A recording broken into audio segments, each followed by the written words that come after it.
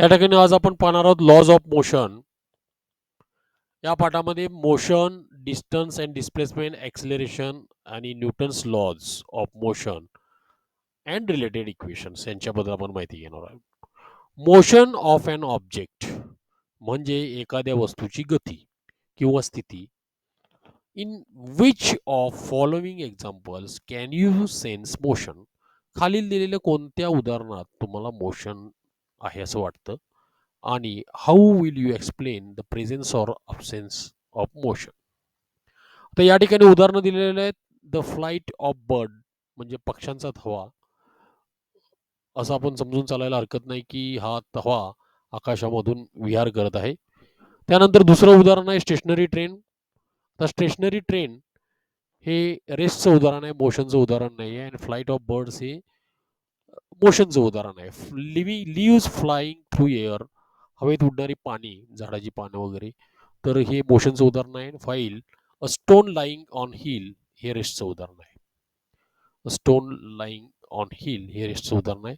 We see motion of several object every day. Sometimes we cannot see the motion of object directly, as in case of a breeze. Can you list other examples of motion besides those given here? आता bridge म्हणजे हवेची झुळूक असते, ही actually visually आपल्याला दिसत नाही, तरी पण ती मोशन मध्ये असते. Think about it. If you are travelling in a bus, is the person sitting next to you in motion? नाही, कारण तो आपल्याशी जर आपल्या सापेक्ष जर पाहायला गेलं तर तो मोशनमध्ये नाही आहे असं आपण म्हणायला पाहिजे. ठीक आहे. What do you take into consideration to decide if an object is moving or not?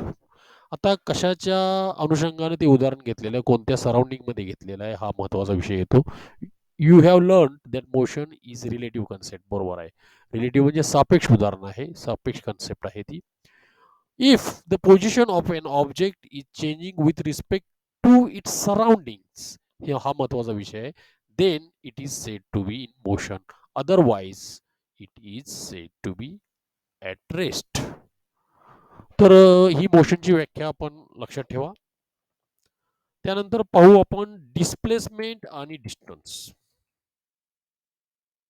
आता डिस्प्लेसमेंट आणि डिस्टन्स ह्या सर्वसाधारणपणे आपल्याला तशा दर्शनी एकच गोष्टी वाटतात. पण या ठिकाणी पहा, तर let us try this. Measure a distance the distance between the points A and B in different ways as shown in figure 1.1 A. आता इथं 1.1 ए मध्ये जी काही फिगर दाखवलेली आहे, हा नकाशासारखा जो भाग आहे, तो ॲक्च्युअली ए पासून बी पर्यंत पोहोचायचा किंवा ए पासून बी पर्यंत पोहोचायचे हे दोन मार्ग आहेत. आणि हे हे डिफरंट मार्ग आहेत. तर या ठिकाणी या दोन्ही मार्गांचं डिस्टन्स वेगवेगळं असू शकतं. पण डिस्प्लेसमेंट एकच आहे, कारण हे दोन वेगवेगळे जरी पॉईंट असतील तरी दोघांच्या मधलं जी मिनिमम अंतर आहे त्याला आपण डिस्प्लेसमेंट म्हणतो, ते एकच आहे. मात्र जाण्याचे मार्ग दोन असल्यामुळे डिस्टन्स वेगवेगळे असू शकतात. Now measure the distance along with the dotted line which is correct according to you and Y. तर डिस्टन्स, कोणतं डिस्टन्स सत्य आहे? तर तसं पाहिलं तर हे जे काही ट्रॅव्हलिंग केलेलं आहे त्याला आपण डिस्टन्स म्हणतो, आणि ए टू बी हे जे कमीत कमी डिस्टन्स आहे त्याला आपण डिस्प्लेसमेंट असं म्हणतो. दुसऱ्या उदाहरणामध्ये पहा की ऍक्च्युली शीतलचं घर दाखवण्यात आलं आहे, आणि शीतल जर स्कूलला जात असेल तर ती सुरुवातीला पाथ ए मधून ती 500 मीटर संगीताच्या घरी जाते, आणि तिथून ती स्कूलला 1200 मीटर जाते. म्हणजे एकूण तिचं स्कूलचं डिस्टन्स जे आहे ते 1700 मीटर आहे. परंतु डायरेक्ट जर स्कूलला गेली तर ते 1300 मीटर आहे. ऍक्च्युली तसं जर पाहिलं, जरी शीतल आणि प्रशांतच्या घरातून ती दोघं जर समजा संगीताच्या घराच्या मार्गे जर स्कूलला गेले तर ते डिस्टन्स आहे, आणि डायरेक्ट गेले तर ती डिस्प्लेसमेंट आहे. किंवा जरी ते संगीताच्या घराच्या माध्यमातून स्कूलपर्यंत पोहोचले, हे जे अंतर आहे ते डिस्टन्स आहे, आणि स्कूल आणि त्यांच्या घरामधलं जे डिस्टन्स आहे, मिनिमम डिस्टन्स आहे, ते डिस्प्लेसमेंट आहे. तर साधारणपणे आपल्याला डिस्टन्स आणि डिस्प्लेसमेंट मधला फरक लक्षात आलेला असेलच. त्यानंतर डिस्टन्सची व्याख्या पहा. Distance is the length of actual path traveled by an object in motion while going from one point to another, whereas displacement is the minimum distance from the starting point to the finishing point. ही आहे distance आणि डिस्प्लेसमेंटची खरी व्याख्या. आता या ठिकाणी use your brain power मध्ये पहिला मुद्दा मानलेला आहे की every morning Swarali walks around the edge of the circular field having radius of 100 meter as shown in figure 1.2. If she starts from the A point and takes one round, how much distance she walked and what is her displacement. आता तसं जर पाहू, ए पासून सुरुवात करून जर ए पर्यंत तिचा जर प्रवास संपत असेल तर डिस्प्लेसमेंट 0 आहे. डिस्प्लेसमेंट इज मिनिमम डिस्टन्स, तर ते 0 आहे. पण डिस्टन्स मात्र 2 पाय आर म्हणजे 2 इंटू 100 इंटू पाय एवढं डिस्टन्स आहे. तिनं ट्रॅव्हल केलेलं डिस्टन्स तेवढं आहे. तशाच पद्धतीचं जे दुसरं उदाहरण आहे त्यामध्ये कार पी पासून क्यू पर्यंत जात असेल आणि क्यू पासून जर पी पर्यंत परत येत असेल तर डिस्प्लेसमेंट 0 आहे आणि डिस्टन्स मात्र 720 डिस्टन्स असेल. यामध्ये 720 मीटर्सची डिस्टन्स असेल. डिस्टन्स आणि डिस्प्लेसमेंट बद्दल आपल्याला बऱ्यापैकी माहिती झालेलं आहे. डिस्टन्स आणि डिस्प्लेसमेंट मधलं even if displacement of an object is zero, actual distance travels by it may not be zero. जर डिस्प्लेसमेंट 0 असेल तर डिस्टन्स 0 असेलच असं नाहीये. आता या ठिकाणी पाहू वेक्टर आणि स्केलर म्हणजे काय. तर वेक्टर ही सदिश क्वांटिटी आहे आणि स्केलर ही अदिश क्वांटिटी आहे. वेक्टरमध्ये फक्त स्केलरमध्ये फक्त मॅग्निट्यूड असतं आणि वेक्टरमध्ये मॅग्निट्यूड आणि डायरेक्शन दोन्ही असतं. विच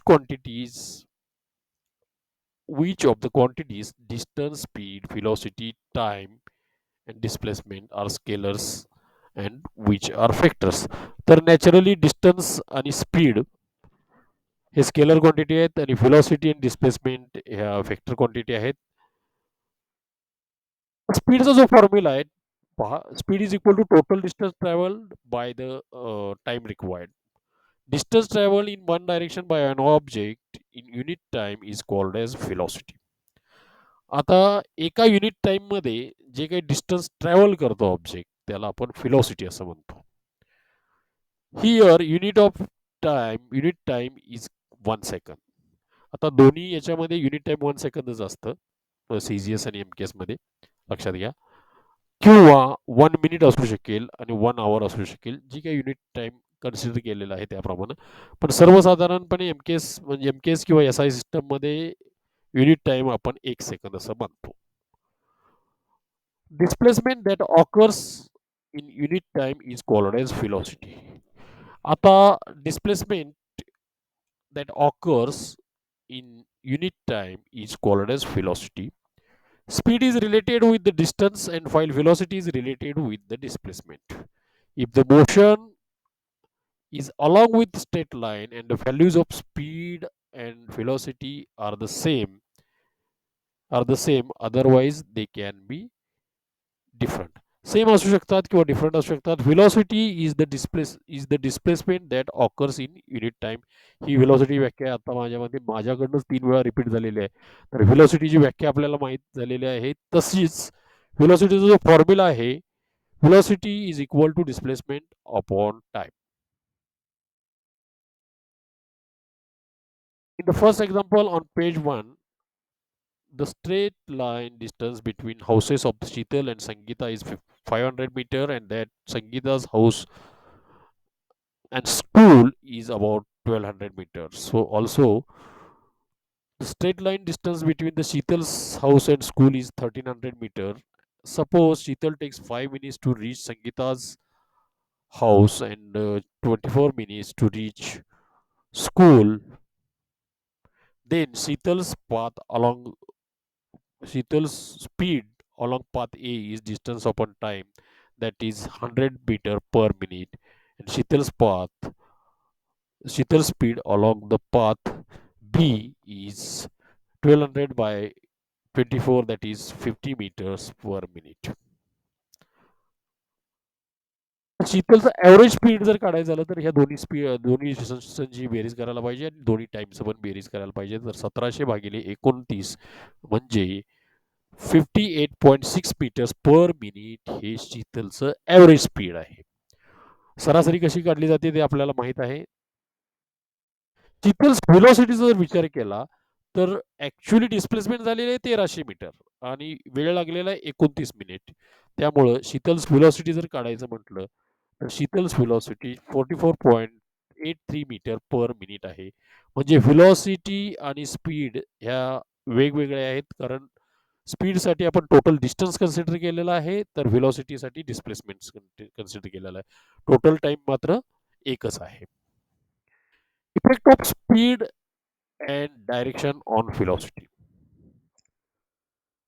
स्पीड्स आणि डायरेक्शनचा व्हेलॉसिटीवर काय परिणाम होतो? समोर जे 3 चित्र दिलेले आहेत त्यामध्ये आपणास लक्षात येईल की स्पीड आणि डायरेक्शनचा व्हेलॉसिटीवर काय परिणाम होतो. तर हा मुद्दा मी या ठिकाणी कन्सिडर करत नाही. त्याच्या पुढे आपण जाऊ. ठीक आहे. ठीक आहे. 3 कन्क्लुजन आहेत की 3 जे केसेस आहेत. Changing the speed while keeping the direction same, changing the direction while keeping the speed same and changing the speed as well as the direction. या ठिकाणी चौकटीचे ऑलवेज रिमेंबर म्हणून जी काही माहिती दिलेली आहे त्यामध्ये ॲक्च्युअली सगळ्यात पहिल्यांदा स्पीड हे गॅलिलिओने मेजर केलं आणि speed of sound in dry air ही सर्वसाधारणपणे 343.2 मीटर्स पर सेकंद आहे आणि स्पीड ऑफ लाईट हे 3 इंटू 10⁸ मीटर्स पर सेकंद एवढे आहे. The speed of revolution of earth is around Earth around the Sun is 29,770 meters per second इतकं speed आहे. Speed of revolution. स्क्रीनवर आता जी काही माहिती दिलेली आहे युनिफॉर्म आणि non uniform linear मोशनमध्ये Amar Akbar Anthony यांनी एक वेगवेगळ्या कारमधून वेगवेगळ्या व्हेलॉसिटीने ट्रॅव्हल केलेलं आहे. डिस्टन्स कव्हर पण केलेलं आहे. जे काही ते या ठिकाणी इक्वल टाईम इंटरव्हलला या ठिकाणी दिलेला आहे आणि खाली जो चार्ट आहे त्यावरून आपल्या लक्षात येईल. तर इक्वल जे इंटरव्हल आहेत ते 5 ते 8 वाजेपर्यंत 30-30 मिनिटाचे इक्वल इंटरव्हल आहेत आणि या ठिकाणी अमरची जी कार आहे ती दर 30 मिनिटाला 20 किलोमीटरने ट्रॅव्हल करते आणि अकबरची जी कार आहे ती सर्वसाधारणपणे दर 30 मिनिटाला वेगवेगळ्या क्वांटिटीजमध्ये किंवा वेगवेगळे किलोमीटर्स स्पीडने ट्रॅव्हल करते. आणि तिसरं जे उदाहरण आहे त्यामध्ये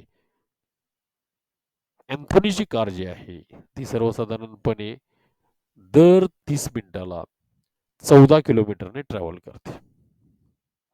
तर या ठिकाणी अमर आणि अँथोनीची जी काही कार आहे ती युनिफॉर्म लिनियर मोशनमध्ये आहे आणि अकबरची कार मात्र नॉन युनिफॉर्म लिनियर मोशनमध्ये. म्हणजे इक्वल टाइम इंटरव्हलमध्ये जर गाडी जर एक समान गतीत जात असेल किंवा ऑब्जेक्ट जर एक समान गतीत जात असेल तर त्याला आपण युनिफॉर्म लिनियर मोशन असं म्हणतो. आणि जर एक समान गतीत जात नसेल, एकच अंतर पार करत नसेल दर गिवन टाइम इंटरव्हलला, तर आपण त्याला नॉन युनिफॉर्म लिनियर मोशन असं म्हणतो. तर हेच पॉईंट किंवा हेच प्रश्न या ठिकाणी डिस्कस केलेले आहेत. आता आपण पाहू ॲक्सिलरेशन म्हणजे त्वरण.